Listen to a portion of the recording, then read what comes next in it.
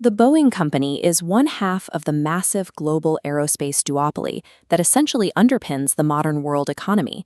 But the company has spent years dominating the headlines for all the wrong reasons. Quality control failures and grounded fleets have led many to conclude the stock is a lost cause.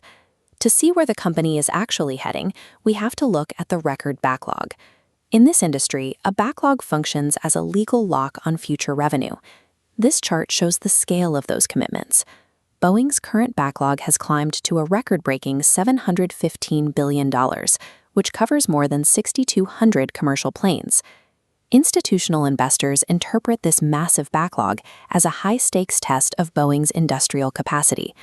While demand for these aircraft is effectively infinite, the stock's valuation depends on whether Boeing can execute its production plan and turn that demand into actual profit. Clearing that backlog requires the 737 program to hit a steady production rate of 47 planes per month. To reach that target, Boeing activated a new low-rate production line in July, known as the 737 North Line.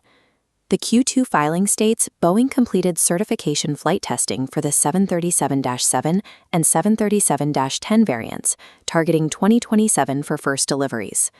It also confirms the 777X received FAA approval to begin its fourth phase of certification testing. These operational milestones are reflected in the order books, with 246 net orders booked this quarter. For analysts, these specific production wins are the necessary evidence that a turnaround is physically possible. However, the accounting reality of the second quarter remains a complicated mix of growth and significant losses. Quarterly revenue rose 8% to $24.6 billion, driven by 171 commercial aircraft deliveries. Despite that growth, the company reported a net loss of $444 million, showing Boeing still struggles to convert deliveries into bottom-line profit. The primary weight on the company's valuation is its massive corporate debt load. Boeing is aggressively prioritizing debt reduction, cutting the total balance from over $54 billion at the start of the year to $45.9 billion by June. This effort was supported by $1.4 billion in operating cash flow generated during the second quarter. Boeing is finally producing cash, but the central strategy is now a race to pay down debt before the next major economic shift. While the commercial side is stabilizing, the Defense, Space, and Security division continues to pull down the rest of the company. Much of this work is under fixed-price contracts.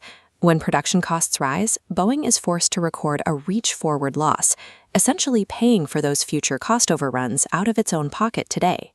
The Q2 report highlights a $280 million reach-forward loss on the Air Force One program, caused by ongoing structural and wiring installation issues. These losses are further strained by continued delays and liabilities in the Starliner spacecraft program. This makes the defense segment a unique problem. Currently, the more revenue it generates, the more cash it potentially loses. Commercial production is finally beginning to stabilize under CEO Kelly Ortberg. The record backlog and the return to positive operating cash flow provide the data needed to argue that a recovery is underway. Ultimately, Boeing is a high-altitude gamble, a recovering commercial giant that is still tethered to an unprofitable defense business.